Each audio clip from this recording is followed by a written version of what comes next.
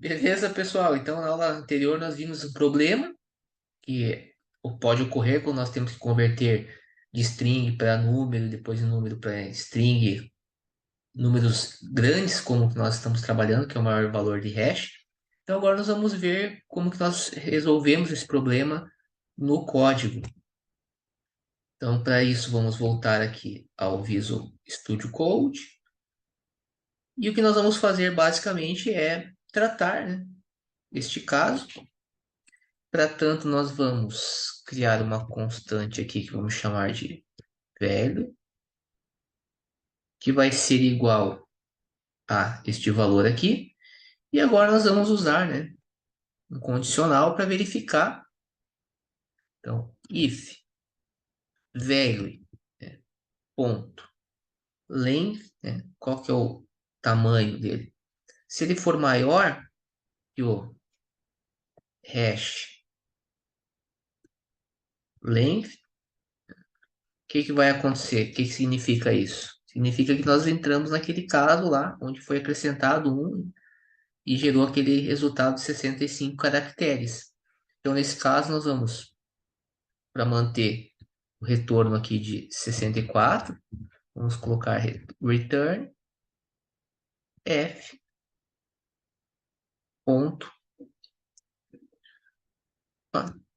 ponto repeat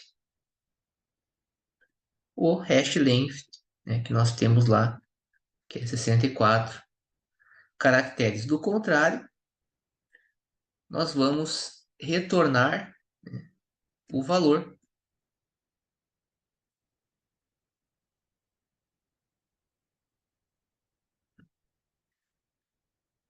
O problema é que, se é verdade que nós temos que cuidar com esse tipo de conversão quando, em relação a números grandes, né, big numbers, também tem um problema quando nós temos divisão. A questão da matemática em computação é um problema específico de segurança. Tá? É muito explorado, há muitos casos aí, é o chamado underflow, overflow, porque há limitações. Então, cientistas da computação que conhecem bem os meandros, né, conseguem muitas vezes colocar aí bugs e explorar deficiências. Nós não, obviamente, não vamos entrar a fundo aqui, mas então, quando nós temos também uma divisão, essa difficulty pode crescer tanto que o resultado aqui vai ser menor do que o nós estamos esperando. Nós precisamos tratar também esse caso, e é bem simples, nós vamos basicamente colocar aqui, preencher com zeros, caso isso venha ocorrer, de modo a sempre ter esse retorno de 64 caracteres.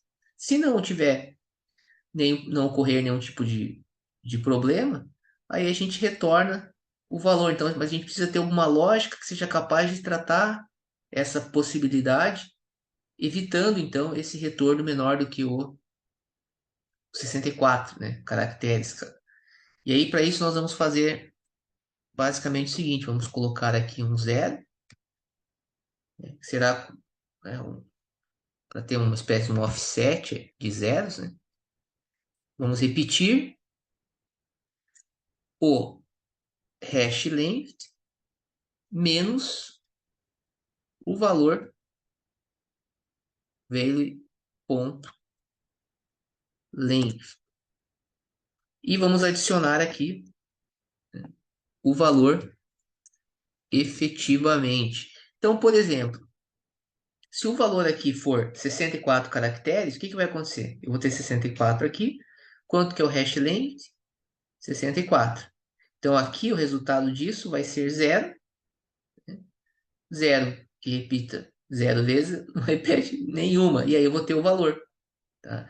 Por outro lado, se acontecer essa hipótese que eu mencionei, eu também vou retornar o quantidade, o 64 caracteres, porque eu vou ter o hash length, que é 64 menos mas o valor, o tamanho do valor, e eu vou preencher os espaços que ficam faltando com o zero. Mas se tudo correr bem, ou seja, se eu tiver o resultado aqui de 64, tamanho do valor, aí isso aqui vai ficar zero, então eu não vou precisar utilizar este mecanismo aqui, vou ter apenas o valor sendo retornado.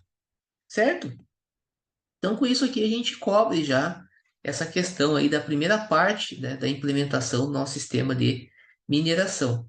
Agora, a partir da próxima aula, nós vamos começar a falar sobre o Under Target Hash. Fiquem firmes que mais um pouco nós já terminamos. Certamente é uma das partes mais complexas que nós estamos do nosso projeto. Certo? Então espero que vocês tenham gostado e nos vemos na próxima aula.